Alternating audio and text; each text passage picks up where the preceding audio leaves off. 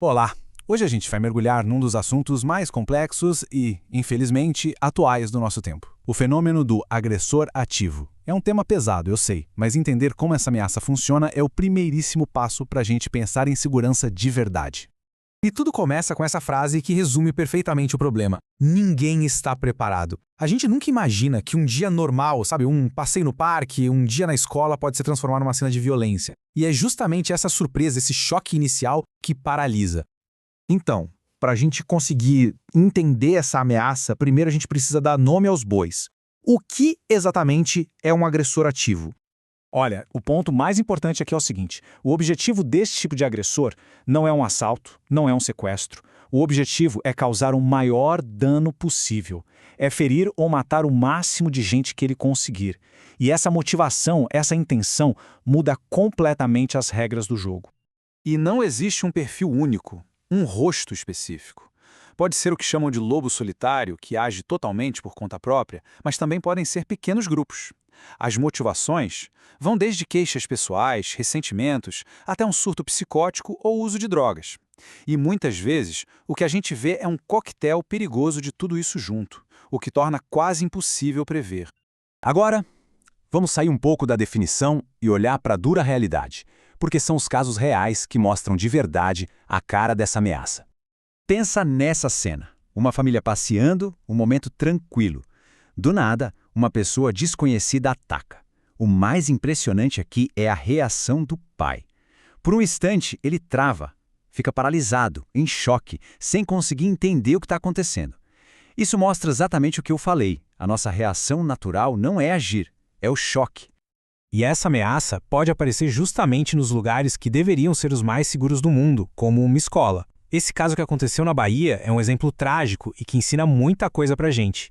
O que é mais arrepiante é que os sinais muitas vezes estão lá.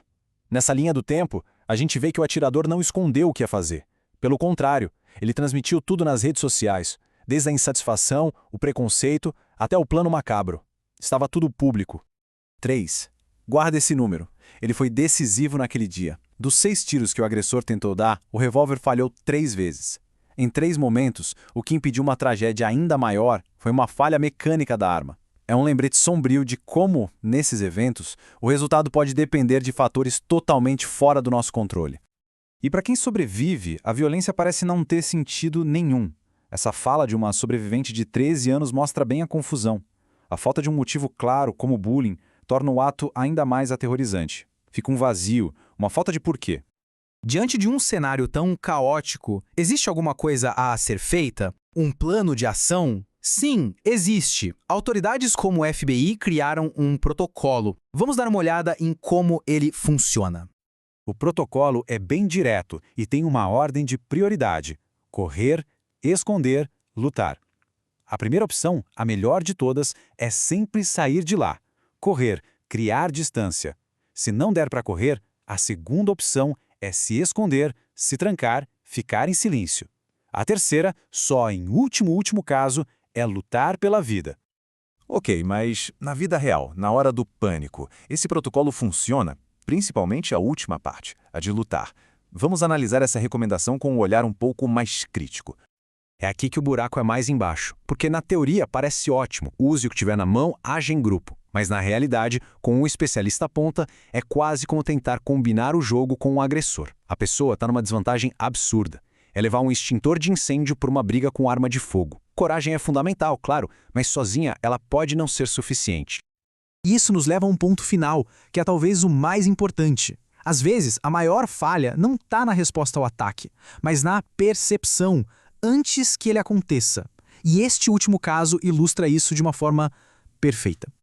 O cenário é uma galeria de arte na Turquia.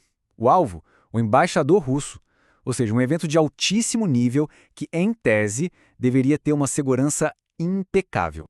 Agora, olha que loucura como a tragédia aconteceu. Não foi por falta de seguranças, foi por uma falha de comunicação, baseada em suposições. A equipe do embaixador olhou para o atirador e pensou, ele deve ser da segurança local. A segurança local olhou para o mesmo cara e pensou, bom, ele deve estar com o embaixador. Ninguém checou com ninguém. E foi nessa brecha que o assassino, que era um ex-policial, conseguiu chegar perto e atacar. E isso nos leva à mentalidade do agressor. Essa frase de uma força tremenda. Muitos desses indivíduos não têm um plano de fuga. Eles vão para matar e para morrer. Essa mentalidade suicida os torna perigosos a um nível extremo, porque não existe negociação, não existe nada que possa dissuadi-los.